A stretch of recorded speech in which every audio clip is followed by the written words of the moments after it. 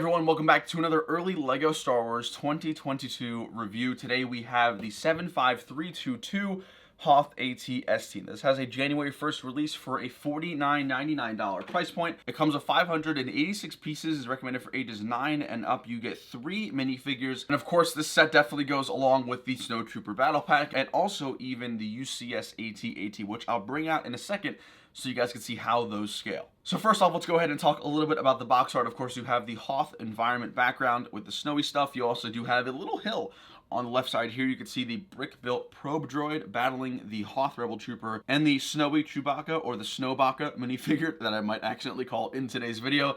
And then of course you have the ATST, which is definitely a slightly bigger on the box than you might expect. And of course the ATST Driver on the very top. Now on the back of the box here, you have some more functionality aspects of the ATST, including the hatches removable, also the turrets and how the head moves, and the laser slash missiles that you could shoot out of the ATST, including the posable legs. This box is very tall. Not really sure why. This box is slightly abnormal. It's really tall, and you can also see that brand ribbon, the blue brand ribbon, going across the top of the box here, which is something that we've been seeing consistently for the 2022 sets, at least here in the Winter Wave. So I know when this set got announced, a lot of people were like, why does it look so weird? And the honest explanation is that the Hoth ATST is actually drastically different from the Endor one that we saw. Obviously, Endor and Hoth are two completely different climates, so the ATST and the minifigures that will be included in Hoth or in Endor will be drastically different, and that is why they look very different to what you might be accustomed to seeing for an ATST. Now, first off, let's talk about this brick-built probe droid, which actually is very, very simple, but does have a nice aesthetic. My favorite part is that the head does swivel, which is nice. It basically sits on top of this 4x4 plate that does swivel, which is cool. You have all the really cool details on the top of the probe droid, including antennas, 1x1 black studs, and other cool pieces. You also have some hinge parts on the bottom with some U-clips, and you could also put the legs of the probe droid on, and the entire thing is hoisted up by a transparent sort of pole piece, which gives it the illusion that it's flying. Of course, it won't float by itself, but the transparent clear piece does do a pretty good job at giving the illusion, and it sits on top of a white wedge plate. Now, there are 3 minifigures in this set. First off, let's go ahead and talk about the snowy Chewbacca. I love this minifigure so much. It's just the standard Chewbacca minifigure, but it does come with different snow prints on the torso and the legs and the back of the torso as well, which looks super cool. He does have his bowcaster weapon, which is nice, with the stud shooter as well. Now, the set comes with 1 Rebel Hoth Trooper, and this is actually a female with a medium nougat head, which is nice. We're getting some more inclusivity and diversity from the Rebel side. No leg printing, which is slightly disappointing. I feel like it just looks very bland. Now, the 2 primary colors here on the Hoth Rebel Trooper are, of course, dark tan and yellow. She does come with a brick-built backpack, which is nice, and also the helmet, which does function both with the goggles up and the goggles down, which is something really cool. Again, the only thing I really would have loved to get more here with this minifigure, especially since there's only 3, would be leg printing for this Hoth Trooper. We've gotten them in the past, and I would have loved to see more of these, if that makes sense. And then the 3rd and final minifigure, which is by far my favorite, is the newest rendition of the ATST Driver, but Hoth. And I actually didn't know this until I opened the set. This is an entirely brand new minifigure because the torso and the legs are completely new. We have a white torso, which is nice to see that the color scheme for the ATST Driver changes as they are on the Hoth ATST and not the Endor one, which is kind of cool. Now, the legs are comprised of light bluish gray and then also some white colors when you get closer to the hips and the utility belt.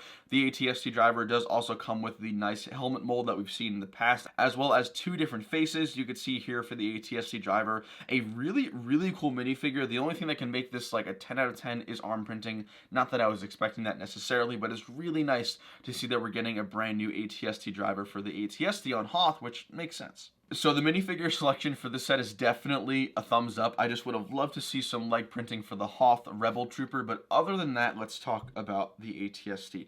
Now, if you guys have built the Rogue One ATST variant, in terms of functionality and everything similar in that regard, it's going to be honestly the exact same thing.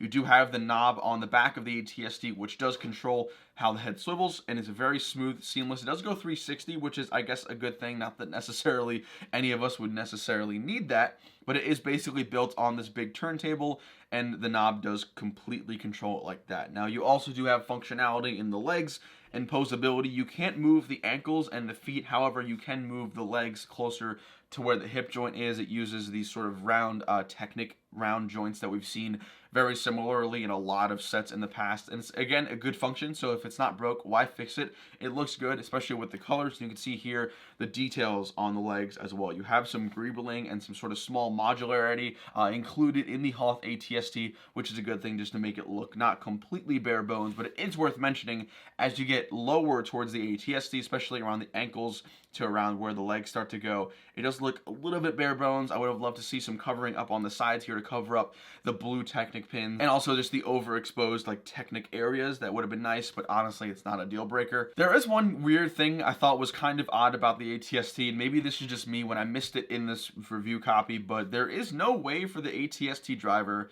to prop himself up on the hatch. He kind of just slips and falls down into the cockpit area, which is a little weird. I would have loved to see like a brick built area, like a stand or some way to connect the ATST driver just so he's sitting comfortably outside of the hatch, which is something I would have loved to see, but again, not something that we see in the set. Now, all the hatches are very modular. You could, of course, lift the top round hatch and, of course, the entire roof of the ATST as well. And you can see here the interior for the ATST cockpit. It only sits one, which, I mean, you only get one driver. Now, theoretically, there should be two.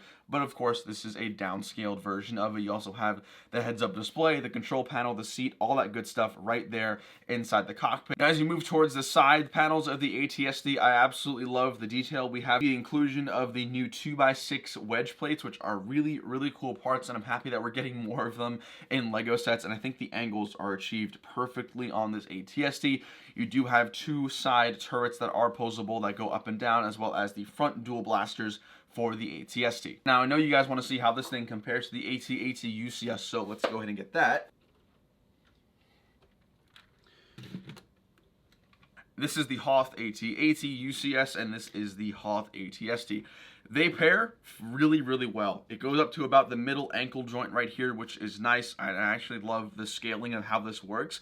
Dare I say these two are very proportionate to each other, and I think that was the intention. That what makes the most sense. You can get this and the battle pack, have it accommodate the AT-AT, have it go with the AT-AT, and it looks great. So here's a little cool angle just to show you guys how big this AT-AT is, and then also how the ATST scales. And I gotta say, it's pretty good. So for $50, I think this is a great not only buy for the minifigures, for the build, but also as a great accommodation for the AT-AT. I mean, we saw these guys both in Empire Strikes Back. You kind of need the ATST to go with the AT-AT. Lots of acronyms. Hope you guys are keeping up. But I think it's a great build. It's got a great look. It's got great functionality with some really cool exclusive minifigures for $50 for over 500 pieces for a Star Wars set.